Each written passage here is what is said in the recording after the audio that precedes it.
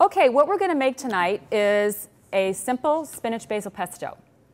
And I'm just going to show you how easy and fast it is to make this easy recipe. What I do is I sneak nutrition in by adding some spinach. Typically pesto has basil, pine nuts, Parmesan cheese, garlic, and olive oil. I use walnuts because I tend to have walnuts in my house more often. And walnuts are also a good source of monounsaturated fats, as are pine nuts. And I add the spinach just because I think it can add some nutrition, and I've had a number of my friends eat the spinach basil pesto and they couldn't really taste much of the spinach. Could you taste much of it when you had the pesto tonight? One of the great things that you can do with pesto is the different applications that you can use with it. You can use it as a spread on sandwiches.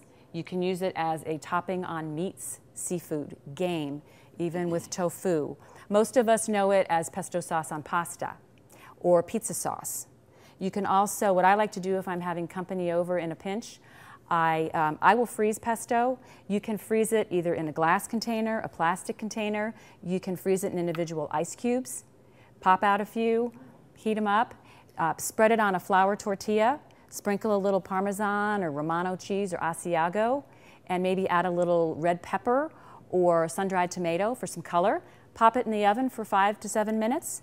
You've got an appetizer and a nice snack. Or you could also use a spread with some hummus. And you can combine pesto with other things. You can combine it with sour cream, you can combine it with mayonnaise, some strained yogurt.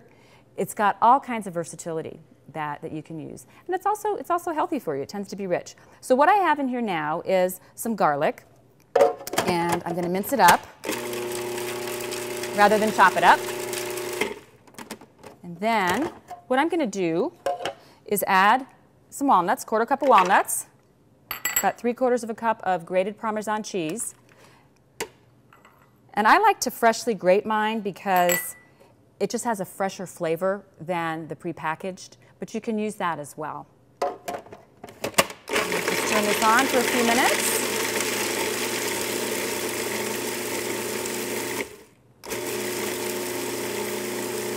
And you want it to get a little grainy and pasty, which is what it's doing. Then you want to add a couple cups of some spinach. And I do it in batches, and some basil. And if the spinach in the particular recipe I'm making is a little too overpowering, just add some more basil.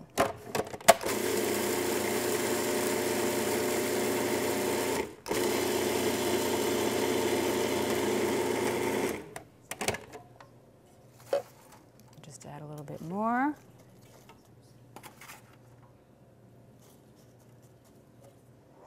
You should smell this fresh basil. It's delicious.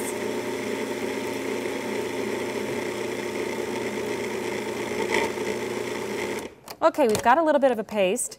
Now what we're going to do is we're going to finish it off. We're going to drizzle about 1/2 to 3/4 cup of olive oil. Just gradually add that in there.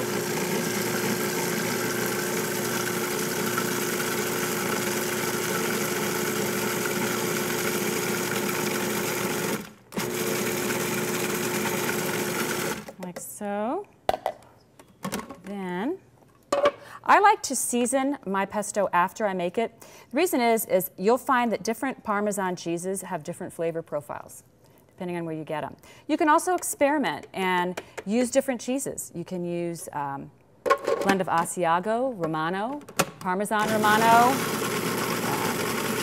Reggiano. And there you go. You've got a beautiful pesto, beautiful color. And then you can sprinkle a little salt and pepper on there, just for some flavor.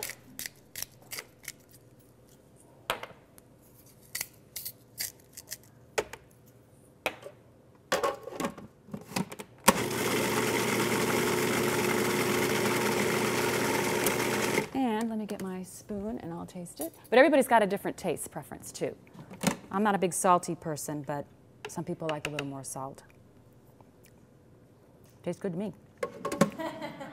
So that's pesto. How long did it take to make? Not very long. Some people get a little intimidated by the time factor, but it's not that long to make. And the versatility is incredible. And again, you can use things other than salt to season. like we talked about. Use some spices, fresh herbs. You can also make pesto with cilantro, mint. Mint pesto would go great with lamb. Some people use sage pesto. It's great with a heartier or heavier meat like a game or pork. You can use it for a variety of different things.